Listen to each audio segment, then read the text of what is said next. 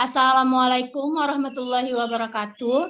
Baiklah, kami dari kelompok Mikromiretik yang beranggotakan saya sendiri, Yolanda Saputri, ada Syakila Devia Putri, kemudian Pega Oprativanda, dan Silvi Yunisara.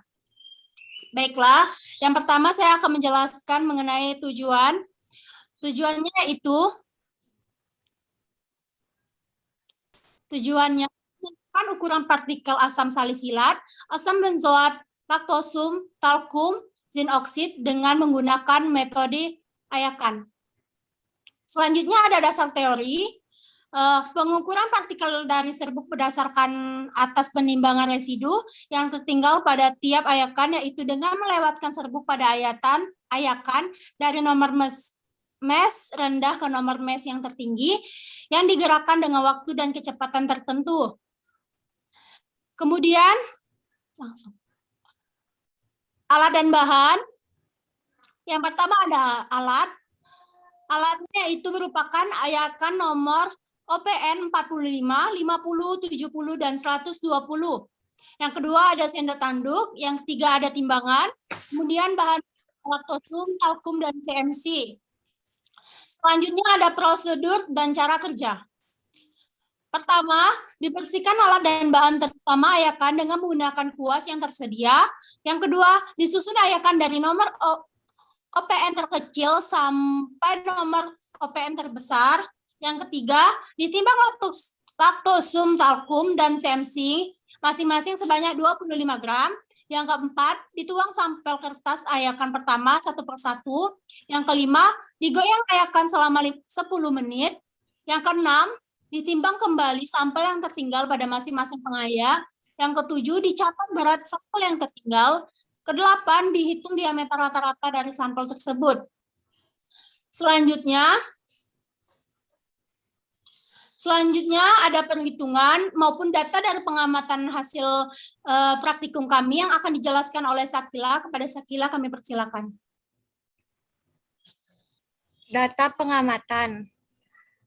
Laktosum dengan nomor OPN 45, diameter rata-ratanya 355, bobot tertinggal 2,05%, persen tertinggal 8,2%, N dikali D-nya 16,81. Laktosum dengan nomor OPN 50, diameter rata-ratanya 300, bobot tertinggal 1,33%, persen tertinggal 5,79%, N dikali D-nya 7,70. Laktosum dengan nomor OPN 70, diameter rata-ratanya 212, bobot tertinggal 3,63, persen tertinggal 15,33%, N dikali D-nya 55,65. Laktosum dengan nomor OPN 120, diameter rata-ratanya 125, bobot tertinggalnya 4,04, persen tertinggal 18,90%, N dikali D 76,36. Laktosum dengan nomor OPN 140, diameter rata-ratanya 106, bobot tertinggal 3,75, persen tertinggal 17,89%, N dikali D-nya 67,09.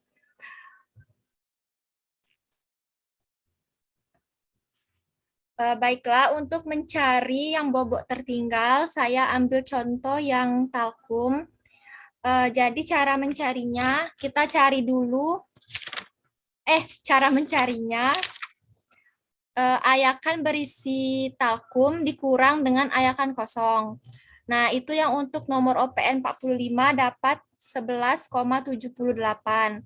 Untuk mencari persen tertinggalnya, kita cari dulu selisih. Cara mencarinya, berat talkum yang ditimbang dikurang dengan bobot tertinggal. Dapatlah itu yang nomor OPN pertama itu dapatnya 13,22. Baru kita masukkan ke rumus persen tertinggal, yaitu bobot tertinggal dibagi bobot talkum yang ditimbang dikali 100%. Dapatlah 47,12%. Begitu seterusnya. Kemudian yang untuk N dikali D itu dikalikan saja bobot tertinggal dikali persen tertinggal, dapatlah 555,007.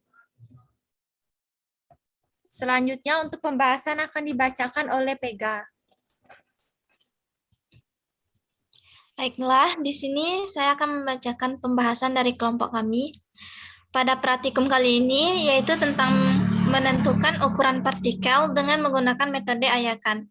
Bahan yang digunakan untuk praktikum kali ini adalah talkum, laktosum, dan CMC. Pada metode pengayakan yang dilakukan, pada praktikum kali ini menggunakan 6 nomor ayakan yang berbeda-beda. Dimulai dari nomor OPN 45, 50, 70, 120, dan 140. Nomor OPN yang digunakan adalah 45, 50, 70, 120, dan 140. Nomor OPN berbanding lurus dengan ukuran partikel.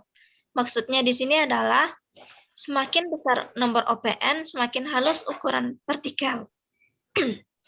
Atau semakin besar nomor OPN, maka akan semakin banyak pula jumlah lubang yang terdapat pada ayakan.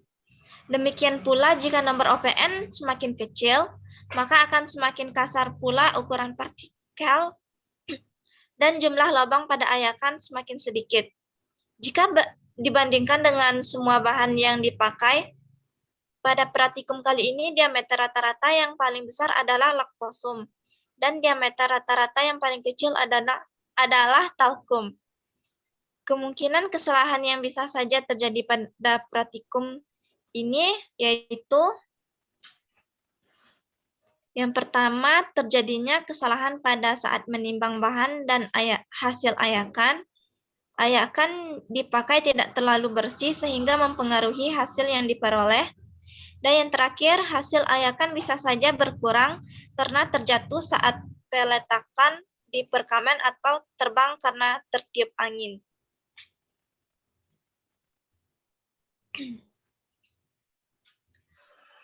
Selanjutnya ada kesimpulan.